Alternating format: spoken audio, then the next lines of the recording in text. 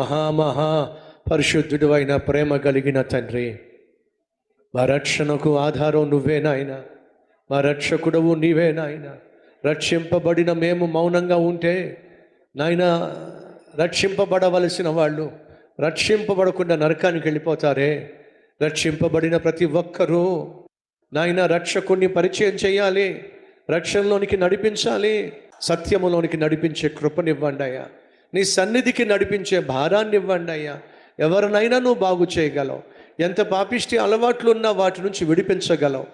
అనుభవపూర్వకంగా తెలుసుకున్నావు కాబట్టి మా బంధువులలో, మా స్నేహితులలో, మా కుటుంబంలో ఎంతోమంది నాయన అనేకమైన పాపిష్టి అలవాట్లతో, అక్రమ సంబంధాలతో, నాయన అనారోగ్యాలతో అల్లాడిపోతున్నారయ్యా. బాగు చేయగలవని తెలిసిన మేము మౌనంగా ఉండకుండా నాయన వారి బాగును కోరుకొని వారిని మాతో పాటు నీ సన్నిధికి నడిపించి వారు బాగుండులాగున మేము చేయగలిగిందంతా చేసే కృపనివ్వండి అయ్యా.